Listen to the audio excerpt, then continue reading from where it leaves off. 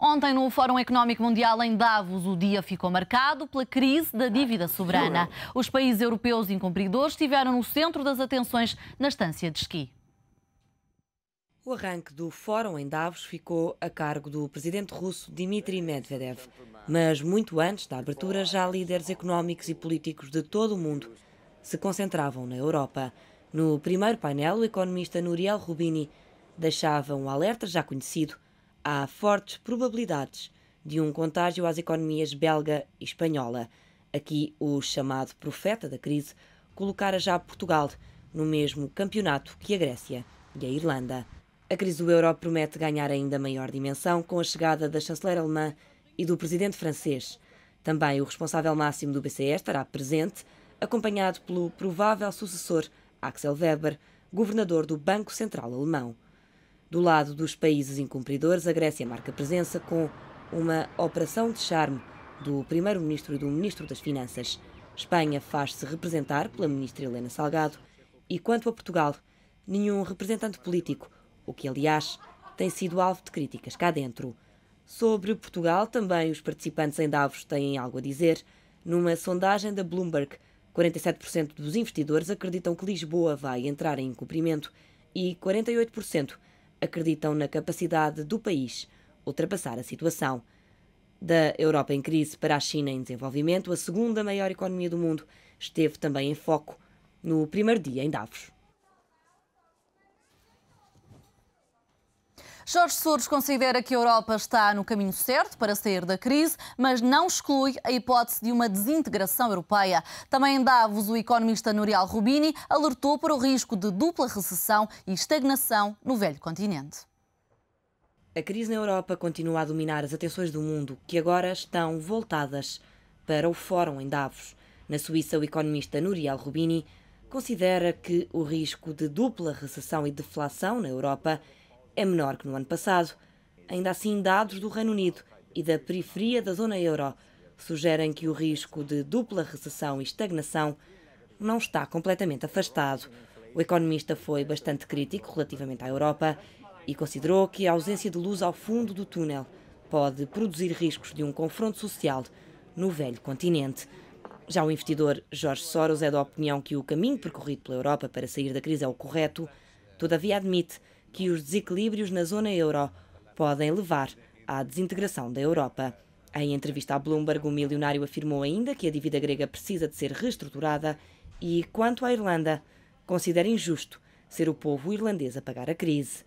Também à margem do fórum, o presidente do BCE disse à Reuters que o combate à crise na Europa está em progresso e, quando questionado sobre se Portugal devia pedir ajuda externa, Jean-Claude Trichet sublinhou que todos os governos devem mostrar a sua capacidade aos investidores.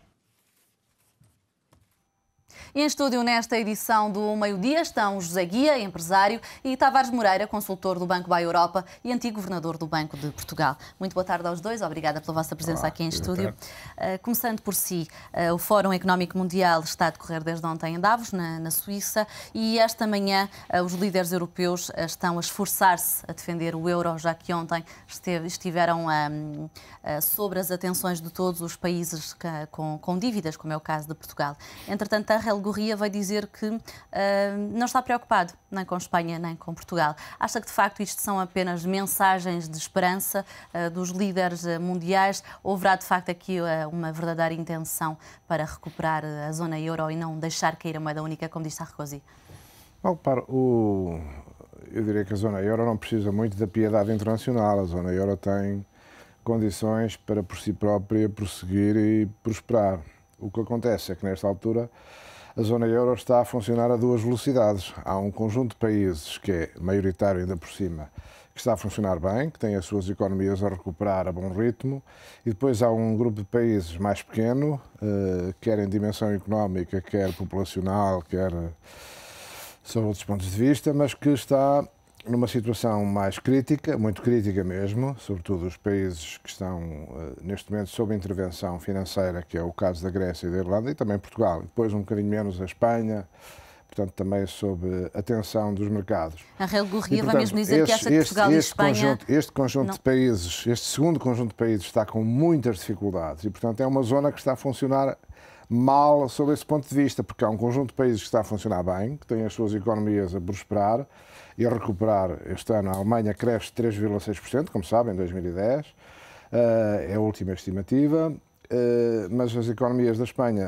da Grécia, da Irlanda, sobretudo essas, estão com evoluções negativas em 2010. Portugal conseguiu, apesar de tudo, um crescimento positivo, mas sabemos que foi muito à custa de um crescimento da procura interna que não é sustentável. Mas olhando para os países em dificuldades, mesmo assim, a Angel Gurría diz que Portugal e Espanha estão a ser tratados de forma injusta pelos mercados e que não acredita que nem um nem outro precisem de reestruturar a dívida. Esse é um discurso que Gurría já fez várias vezes e já se enganou várias vezes, nomeadamente na última vez que veio a Portugal para congratular pelos resultados orçamentais, depois enganou-se, não é? Portanto, esse discurso de Gurría suscita algumas reservas.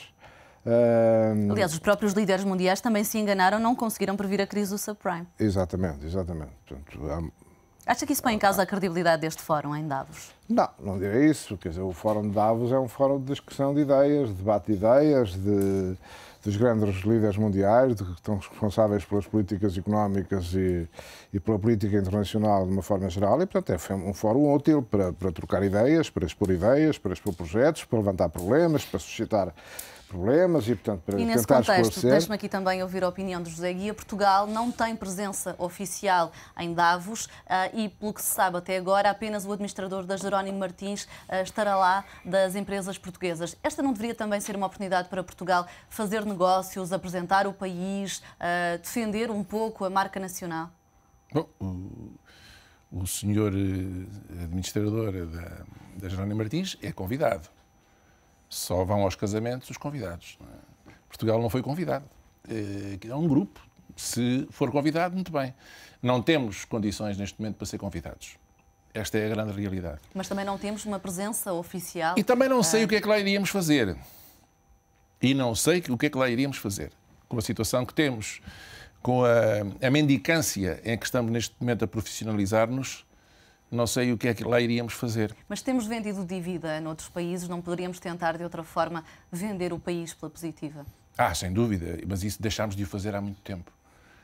O país vale muito mais do que aquilo que parece pela expressão da classe política que nós temos. Mas não é isso que é também internacionalização, saber vender? Isso é que é internacionalização. Isso é que é internacionalização. É vender aquilo que bom temos e não dar do país a imagem que dele dá uma classe política cada vez menos desqualificada, animada e sustentada e repetida por uma comunicação social muitas vezes também incompetente e que contribui para denegrir a imagem do país.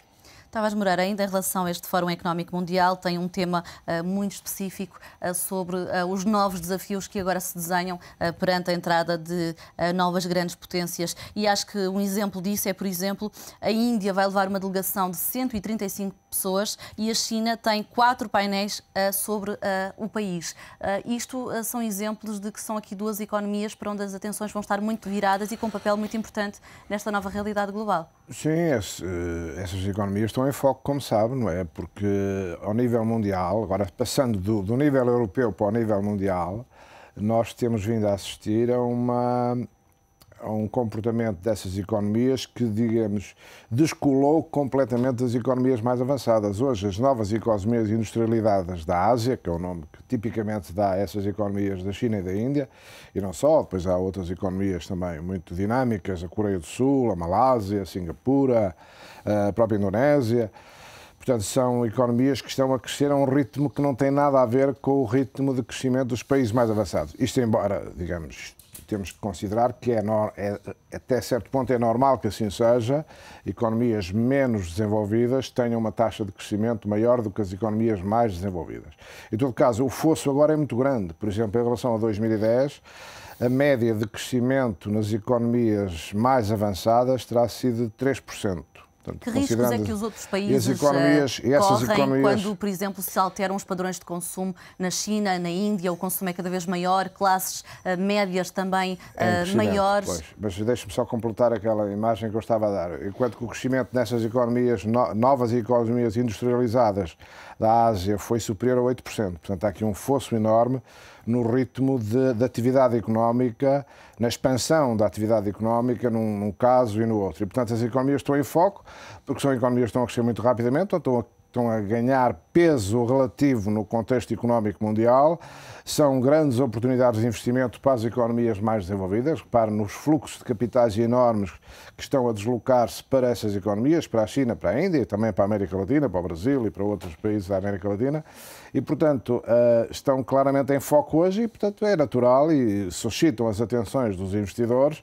Portanto, é natural que tenham E em relação aos riscos que lhe perguntava? Em relação aos riscos que o facto de os padrões de consumo nestas economias emergentes estarem a aumentar, de haver cada vez uma maior classe média, não há aqui riscos de bolhas especulativas, por exemplo, nos alimentos? Eu chamaria, em primeiro lugar, isso um bom risco. Se as classes médias estão a crescer e estão a consumir mais e estão, portanto, a ter maior peso até, por exemplo, criando condições para uma maior abertura do sistema na China, no caso da Índia não, porque a Índia já é um sistema muito aberto, sistema político, isso é bom, isso é um bom dado, é um bom sinal, é um Mas é difícil fazer este equilíbrio de forças a nível global. Há riscos do ponto de vista económico aí, porque riscos de bolhas de inflação, por exemplo, na China a inflação está muito acima daquilo que são os objetivos, está acima de 5%.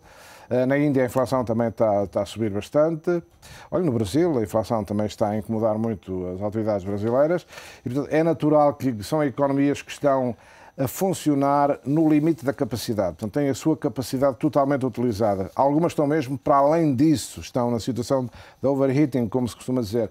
E, portanto, são economias que enfrentam determinados riscos. E, para isso há terapêuticas, há políticas monetárias e orçamentais que permitem fazer frente a esses riscos. É evidente que esse país tem que estar atento a essas situações e adotar essas políticas no sentido de permitir que o ritmo de crescimento da atividade não seja excessivo, pondo em causa a continuidade desse processo. Esse é que é o grande apenas desafio. Para finalizar este assunto, também são economias e mercados onde é muito difícil entrar e também competir com mão de obra bastante mais barata, com um ritmo de produção, digo eu, bastante também elevado.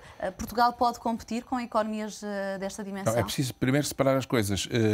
O que está a fazer desenvolver velocidades muito acima daquilo que é a nossa possibilidade.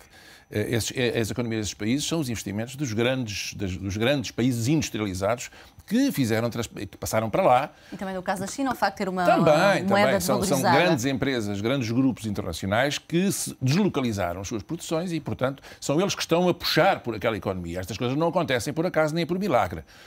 Agora, nós temos lá um lugar também. A economia portuguesa tem um lugar não apenas nesses países muito desenvolvidos, como nos países menos desenvolvidos do que nós, porque é conveniente que comecemos a pensar em Portugal, e eu julgo que os políticos portugueses não pensam suficientemente nisso, que há ainda muito mundo onde Portugal pode desempenhar um lugar importante e onde a nossa economia pode, ou com quem a nossa economia se pode relacionar de uma maneira útil e vantajosa, quer para nós, quer para esses países. Sobretudo a África, mas também na América do Sul.